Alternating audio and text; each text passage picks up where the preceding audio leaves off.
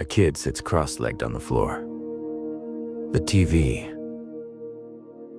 hums softly. A controller shakes in their hands. Outside, the world is loud, but inside, this screen is everything. Behind that moment, behind the fun, the nostalgia, the pixels, a war is raging, not with guns. 3 giants, 3 philosophies, 3 different visions of the future. One believes in play, one believes in technology, one believes in power and control. And every few years, they clash. So here's the question. How did Sony, Nintendo, and Microsoft turn video games into one of the most brutal business wars in modern history? And more importantly, who is really winning the console war today? To understand the console wars, we need to rewind way back, before teraflops, before online multiplayer, before day 1 patches. Back to a time when video games were toys. In the late 1970s and early 80s, the industry was pure chaos. Everyone was making games. There were no rules, no standards. Then, in 1983, everything collapsed. The great video game crash wiped out most companies overnight. Retailers lost faith. Consumers walked away. Video games were declared dead. That's when Nintendo entered the room. In 1985, they launched the Nintendo Entertainment System in the US, but they didn't call it a video game console. They called it an entertainment system. Hey controlled everything. Who could make games? How many copies could be sold? What quality was acceptable? Nintendo wasn't just selling hardware. They were building a kingdom. And for nearly a decade, Nintendo ruled, but empires always attract challengers. To understand the console war, you must understand one thing.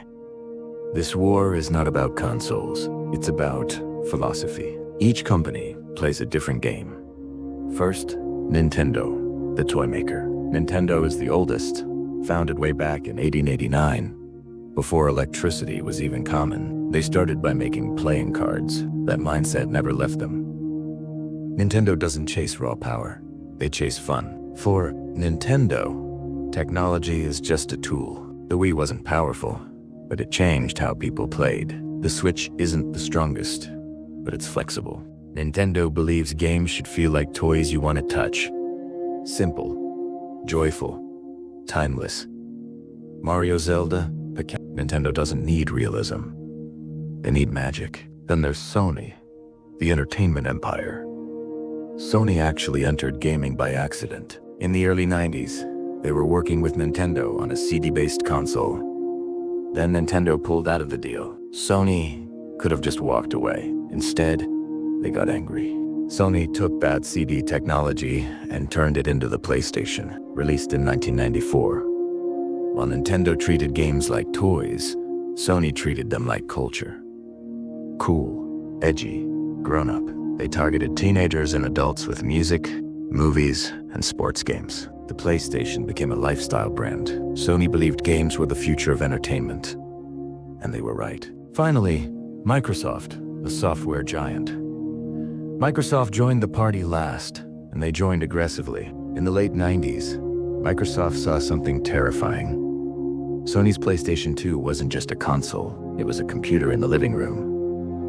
And Microsoft was a computer company. They feared Sony would control the future of digital entertainment. So Microsoft did what Microsoft always does.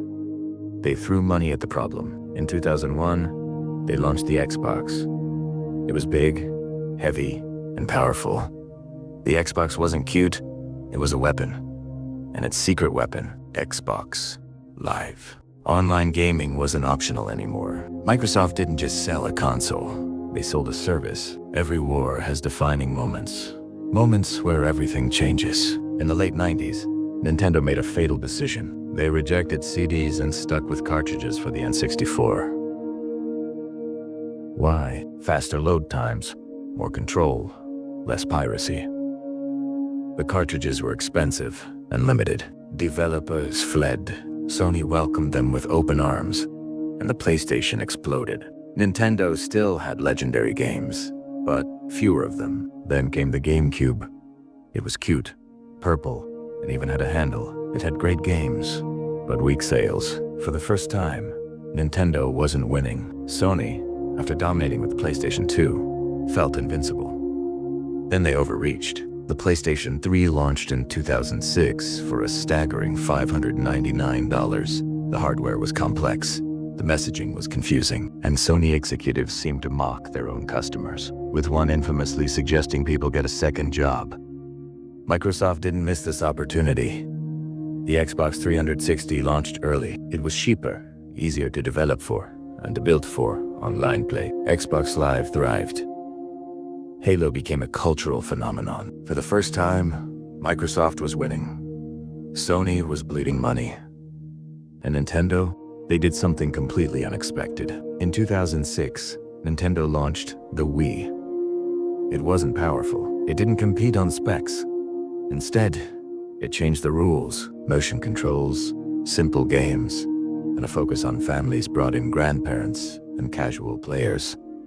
The Wii sold over 100 million units. Nintendo won by not competing directly. While Sony and Microsoft fought for hardcore gamers, Nintendo captured everyone else. Then came 2013. Microsoft revealed the Xbox One. Always online, DRM restrictions, a heavy focus on TV, not games. The backlash was immediate and brutal. Sony responded with one simple, devastating video. This is how you share games on PlayStation. They just showed one person handing a disc to a friend. The crowd erupted. Microsoft lost consumer trust overnight. The modern console war isn't just about boxers under TVs.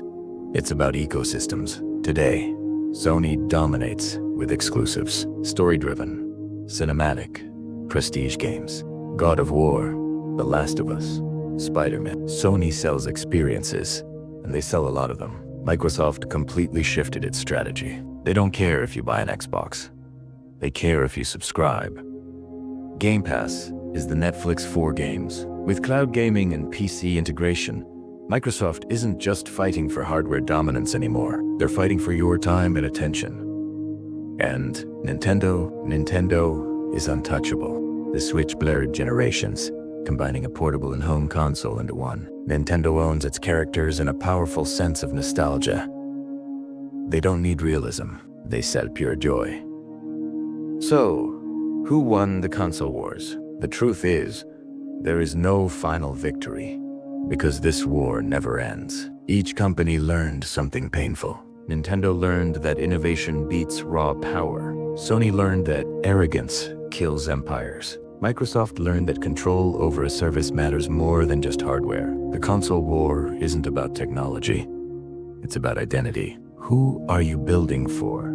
How do people feel when they pick up your controller?